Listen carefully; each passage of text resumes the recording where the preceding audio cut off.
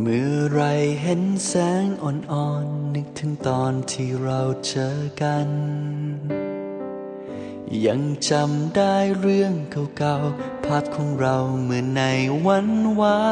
นมีรอยยิ้มของเธอเสียงหัวเราะของเธอเหมือนผ่านมาเพียงไม่นานช่วงเวลาเหล่านั้นมันยังชัดเจนในใจเวลานั้นน้อยเกินไปต้องทำใจโบกมืออำลาเคยสุขและทุกข์เท่าไรเพิ่งเข้าใจเมื่อผ่านมันมาต่อจากนี้ไม่มีลาแล้วคนดีคงมีแต่รอยน้ำตาหากวันนี้เราต้องเอ่ยลาบอกให้ใจยังเหมือนเดิมได้ไหมถึงแม้ว่าวันพรุ่งนี้ต้องพบอะไรหรือต้องเจอกับใครที่ไหนฉันจะไม่ลืมความทรงจำมากมายช่วงเวลาที่เราได้เคยพบกันรู้ไว้เพื่อนเธอคนนี้นั้นรักเธอแม้เวลาผ่านไปแสนนานฉันจะไม่มีวันลืมเธอและจะมีเธออยู่ในใจเสมอตลอดไป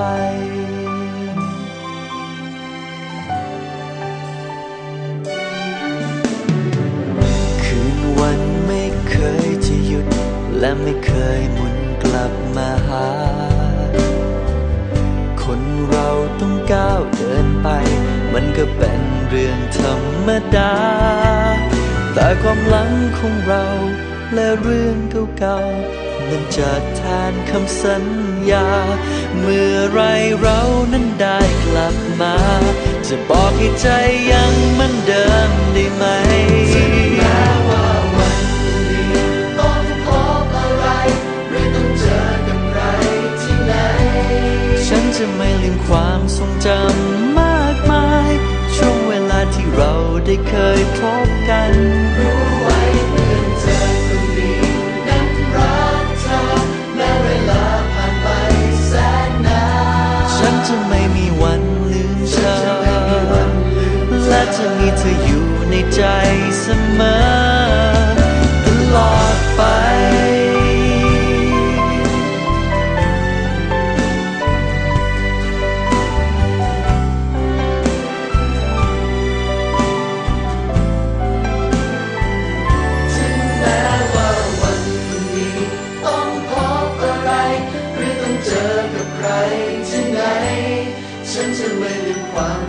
ฉันจะไม่ลืมความทรงจำช่วงเวลาที่เราได้พบกัน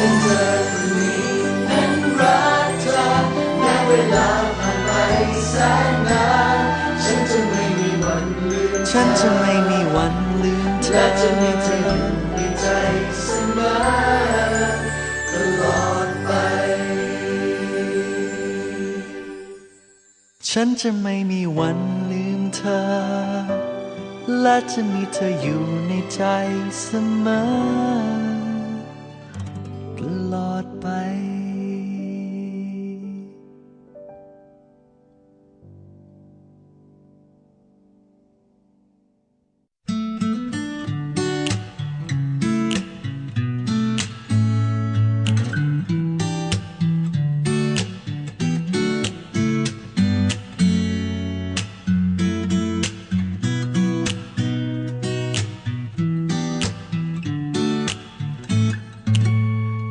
ก่อนเคยฝันทุกวันทุกคืน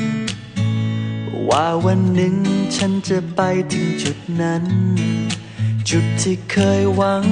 และฝันมาตั้งนานจนฉันนั้นเริ่มหมดแรงแต่ในวันนี้ฉันมีเธอข้างกายก็เลยสบายเพราะมีเธอเป็นแรงใจที่ช่วยให้ฉัน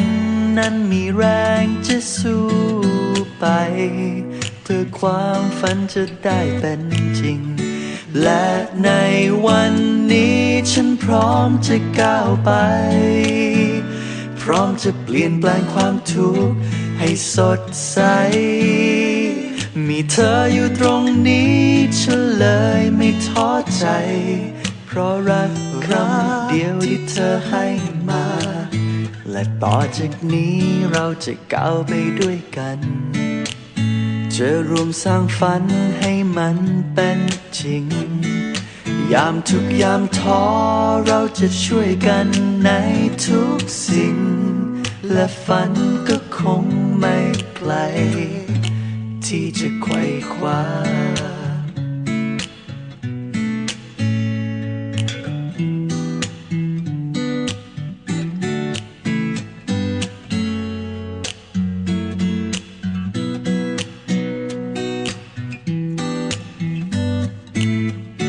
และในวันนี้ฉันพร้อมจะก้าวไปพร้อมจะเปลี่ยนแปลงความทุกข์ให้สดใสมีเธออยู่ตรงนี้ฉันเลยไม่ท้อใจเพราะรักคำเดียวที่เธอให้มาและต่อจากนี้เราจะก้าวไปด้วยกันจะรวมสร้างฝันให้มันเป็นจริงยามทุกยามท้อเราจะช่วยกันในทุกสิ่งและฝันก็คงไม่ไกลที่จะไขว่คว้ายามทุกยามท้อเราจะช่วยกันในทุกสิ่งและฝันก็จะเป็นจริงในทุกสิ่งที่ต้องการ